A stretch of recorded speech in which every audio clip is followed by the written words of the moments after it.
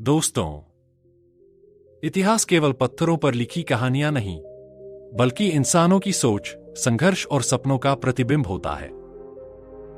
आज की इस कथा में हम चलेंगे एक ऐसे समय में जब भारत नंद वंश की क्रूरता से कराह रहा था। लोग बेबस थे, किसानों का अनाज लूटा जाता था और न्याय केवल अमीरों की मुट्ठी में था। लेकिन उसी अंधकार से उठी एक लौ जो न केवल राज सिंहासन हिलाने वाली थी, बल्कि भारत का भविष्य तय करने वाली थी। वह लौ थी चाणक्य, और उस लौ से प्रज्वलित हुआ एक नाम चंद्रगुप्त। तो आइए धीरे धीरे हम उस सफर पर चलते हैं जहां एक गुरु और शिष्य मिलकर रचते हैं इतिहास का सबसे अद्भुत अध्याय। दोस्तों, कहते हैं इतिहास बदलता है, लेकिन उसके पीछे अक्सर छुपा होता है अपमान का दर्द। यह कहानी है आचार्य चाणक्य की। चाणक्य एक विद्वान ब्राह्मण थे। तक्षशिला में पढ़ाते थे, ज्ञान में अपार, बुद्धि में बेमिसाल। एक दिन उन्हें बुलाया गया मगध के राजा धनानंद के दरबार में। दरबार सोने चांदी से चमक रहा था। राजा ऐश्वर्य में डूबा हुआ। चाणक्य ने आदर से कहा, राजन, राजा का असली कर्तव्य प्रजा की रक्षा है, अन्याय रोकना है, न कि केवल विलास में डूबना। बस इतना सुनना था। धनानंद जोर से हंसा। अरे, यह दुबला-पतला ब्राह्मण हमें राज चलाना सिखाएगा? तेरी औकात है? दरबारी ठहाके मारने लगे। चाणक्य शांत खड़े रहे, पर उनकी आंखों में आग जल उठी। उन्होंने धीरे लेकिन दृढ़ स्वर में कहा, राजन, यह अपमान मेरा नहीं, धर्म का है। सुन लो, आज से मैं संकल्प करता हूं, जब तक तुम्हारा नंद वंश मिटा न दूं और किसी योग्य को इस गद्दी पर न बैठा दूं, मैं अपनी जटाएं नहीं बांधूंगा। पूरा दरबार सन्न हो गया। लेकिन धनानंद फिर हंसा। ले जाओ इसे, मेरे दरबार में ऐसे पागलों के लिए जगह नहीं। चाणक्य दरबार से बाहर निकले। उनकी खुली जटाएं उड़ रही थीं। आंखों में प्रतिशोध की ज्वाला थी। और वहीं उन्होंने प्रण लिया, भारत को ऐसे अहंकारी शासक से मुक्त कराना होगा। मुझे चाहिए एक योद्धा, साहसी, धैर्यवान, जो इतिहास बदल सके। और दोस्तों, वही योद्धा आगे चलकर कहलाया सम्राट चंद्रगुप्त मौर्य। दोस्तों, अपमान की आग लिए चाणक्य मगध से निकल पड़े। उनका मन विचलित था, लेकिन संकल्प अटल। चलते चलते वह पहुंचे एक छोटे गांव में। गांव के चौपाल पर लोग इकट्ठे थे और बीच में खड़ा था एक तेज-तर्रार बालक। उस बालक का नाम था चंद्रगुप्त। चेहरे पर तेज, आंखों में जिज्ञासा और स्वर में आत्मविश्वास। वह अपने साथियों से कह रहा था, यदि राजा प्रजा की रक्षा न करे तो वह राजा कहलाने योग्य नहीं। हमें ऐसे शासक चाहिए जो न्याय करे, न कि केवल धन इकट्ठा करे। चाणक्य कुछ देर वहीं खड़े होकर उस बालक को देखते रहे। उनकी आंखों में चमक आ गई। धीरे धीरे पास जाकर बोले, बेटा, तुम्हारा नाम क्या है? चंद्रगुप्त ने हाथ जोड़कर कहा, मेरा नाम चंद्रगुप्त है, आचार्य। मैं मौर्य वंश का हूं, लेकिन आज निर्धन और बेसहारा। चाणक्य मुस्कुराए। राजवंश का होना महत्वपूर्ण नहीं, चंद्रगुप्त, महत्वपूर्ण है तुम्हारी सोच और तुम्हारा साहस। बालक ने पूछा, आचार्य, मैं गरीब हूं, मेरे पास न धन है न सेना, मैं क्या कर सकता हूं? चाणक्य ने गंभीर स्वर में कहा, इतिहास वही बदलते हैं जिनके पास ज्वाला होती है। धन और सैनिक बाद में मिलेंगे, पहले चाहिए दृढ़ निश्चय। वहीं चाणक्य ने निश्चय कर लिया, यही बालक बनेगा उनके संकल्प का साथी। उन्होंने चंद्रगुप्त का हाथ पकड़ा और कहा, आओ पुत्र, मैं तुम्हें शिक्षा दूंगा, मैं तुम्हें बनाऊंगा ऐसा योद्धा, ऐसा शासक जो अन्याय मिटा देगा। दोस्तों, उस दिन से शुरू हुआ एक अद्भुत रिश्ता, गुरु और शिष्य का।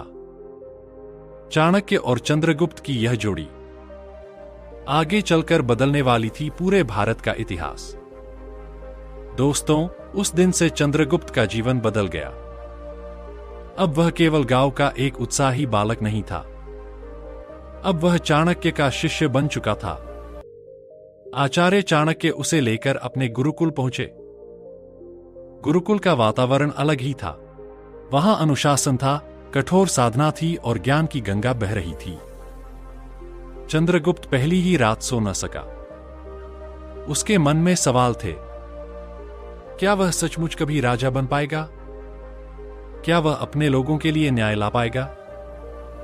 सुबह होते ही चाणक्य ने प्रशिक्षण शुरू किया। वह बोले, चंद्रगुप्त, यदि तुम्हें सिंहासन चाहिए तो पहले स्वयं को जीतना होगा। शरीर, मन और बुद्धि, इन तीनों को साधे बिना कोई भी महान शासक नहीं बन सकता। सबसे पहले उन्होंने उसे धनुष बाण चलाना सिखाया। गर्म दोपहर में भी चंद्रगुप्त लक्ष्य पर निशाना साधता। पसीना टपकता, हाथ कांपते, पर चाणक्य हर बार कहते, धैर्य रखो, हार मत मानो। एक तीर तभी सही चलेगा जब मन भी स्थिर हो। धीरे धीरे चंद्रगुप्त की आंखें लक्ष्य पर अटकने लगीं। उसका हर वार सटीक होने लगा। फिर शुरू हुआ घुड़सवारी का अभ्यास। घोड़े की रफ्तार से उसका दिल धड़क उठता, कभी गिरता, कभी उठता। लेकिन चाणक्य बार बार कहते, राजा वह नहीं जो गिरने से डर जाए। राजा वह है जो हर गिरावट के बाद और मजबूत होकर खड़ा हो। केवल शारीरिक प्रशिक्षण ही नहीं, चाणक्य ने उसे राजनीति और कूटनीति भी सिखाई। वे कहते, शत्रु से लड़ाई केवल तलवार से नहीं जीती जाती, कभी शब्द ही सबसे बड़ी तलवार बन जाते हैं। रात को दीपक की मंद लौ के नीचे चंद्रगुप्त वेद, राजनीति शास्त्र और युद्ध नीति पढ़ता। चाणक्य उसके हर सवाल का उत्तर देते। धीरे धीरे वह बालक, जिसे लोग गरीब और बेसहारा समझते थे, अब बन रहा था एक योद्धा, एक नेता और भविष्य का शासक। लेकिन दोस्तों, इतिहास की राहें कभी सरल नहीं होती। जैसे जैसे चंद्रगुप्त मजबूत हो रहा था, वैसे वैसे उसके सामने नई चुनौतियां खड़ी होने लगी। और यहीं से कहानी का अगला अध्याय शुरू होगा, जहां चाणक्य और चंद्रगुप्त को करना होगा सामना अपने पहले बड़े संघर्ष का। दोस्तों, समय बीतता गया। अब चंद्रगुप्त केवल एक विद्यार्थी नहीं रहा, उसकी आंखों में आत्मविश्वास झलकने लगा था। उसके कदम और मजबूत हो गए थे। लेकिन असली परख अभी बाकी थी। एक दिन चाणक्य ने उसे बुलाया और बोले, चंद्रगुप्त, अब समय आ गया है कि तुम अपने ज्ञान और शक्ति को वास्तविक जीवन में आजमाओ। किताबों और अभ्यास से राजा नहीं बनते, राजा बनते हैं संघर्ष से। चंद्रगुप्त ने विनम्र होकर कहा, आचार्य, आप जैसा कहेंगे वैसा ही करूंगा। उसी शाम दोनों जंगल की ओर निकल पड़े। गहरे पेड़ों से ढकी उस राह में डाकुओं का आतंक था। लोग वहां जाने से डरते थे। चाणक्य ने कहा, आज तुम्हें इन्हीं डाकुओं का सामना करना होगा। यदि तुम इन्हें हरा पाए तो समझो पहला कदम सफल हुआ। रात ढल रही थी। जंगल में सन्नाटा और दूर कहीं भेड़ियों की आवाज। अचानक 4 डाकू सामने आ खड़े हुए, हाथों में तलवारें, चेहरे पर क्रूरता। डाकुओं ने हंसते हुए कहा, ओह, यहां कौन आया है? 2 यात्रियों को देखकर तो आज हमारी किस्मत खुल गई। चंद्रगुप्त के भीतर डर भी था और गुस्सा भी। उसने धनुष उठाया और कहा, अगर सोचा है कि हम आसान शिकार हैं तो भूल कर रहे हो। एक डाकू उस पर झपटा। चंद्रगुप्त ने तीर छोड़ा, सीधा उसके हाथ पर लगा और उसकी तलवार जमीन पर गिर गई। बाकी डाकू गुर्राते हुए और तेजी से आए। इस बार चंद्रगुप्त ने अपनी तलवार निकाली। लड़ाई शुरू हो गई।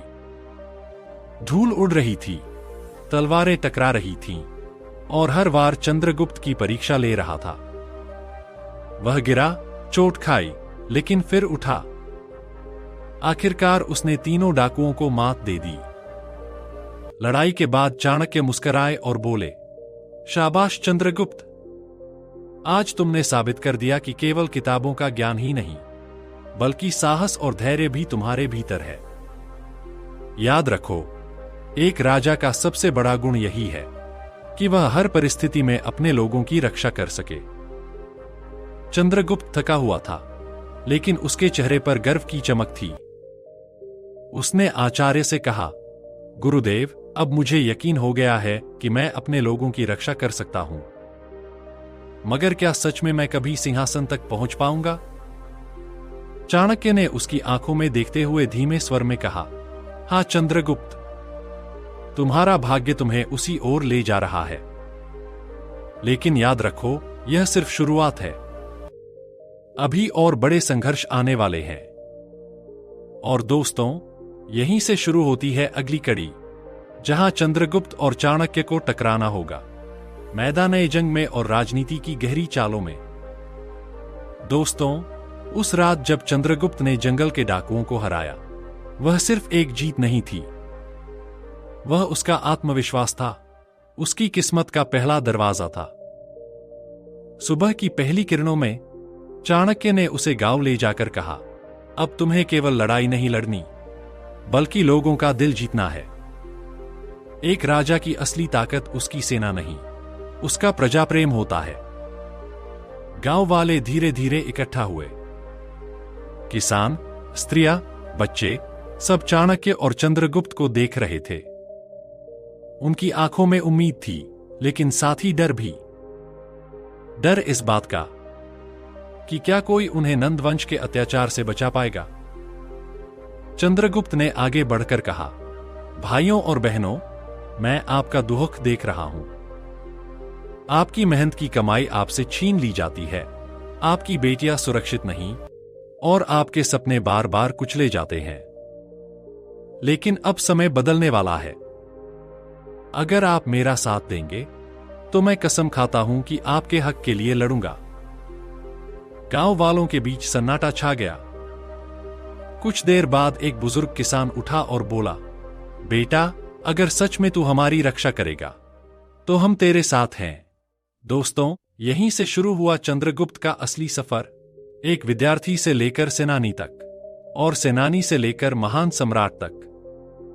और चाणक्य, वह केवल गुरु नहीं थे, बल्कि पूरे भारत के भाग्य विधाता थे। उन्होंने एक ऐसे सम्राट को गढ़ा जिसने इतिहास बदल दिया। तो ये थी वह अद्भुत यात्रा, जहां चाणक्य की बुद्धि और चंद्रगुप्त की शक्ति मिलकर नए युग की नींव रखती है। याद रखिए, शक्ति अकेली अधूरी है, बुद्धि अकेली अधूरी है। जब दोनों मिलते हैं, तभी जन्म लेता है एक सम्राट। और यही, मित्रों, चाणक्य नीति की सबसे बड़ी सीख है। दोस्तों, आपने अभी सुनी वो गाथा, जहां एक गरीब साधारण बालक चंद्रगुप्त चाणक्य की बुद्धि और अपने साहस से इतिहास का महान सम्राट बना। इस कथा में हमें यह सीख मिलती है कि चाहे हालात कितने भी कठिन क्यों न हो, अगर सही मार्गदर्शक, सही सोच और सही प्रयास मिले, तो असंभव भी संभव हो जाता है। याद रखिए, शक्ति और बुद्धि का संगम ही भविष्य बदलता है। यही चाणक्य नीति की अमर शिक्षा है। अगर आपको यह कहानी अच्छी लगी हो, तो वीडियो को लाइक और शेयर कीजिएगा। और हां, चैनल को सब्सक्राइब करना मत भूलिएगा, क्योंकि आने वाले दिनों में हम और भी ऐसी अद्भुत और प्रेरणादायी कथाएं लेकर आएंगे। मिलते हैं अगले वीडियो में। तब तक याद रखिए, इतिहास केवल बीता हुआ कल नहीं, बल्कि आने वाले कल की दिशा दिखाता है।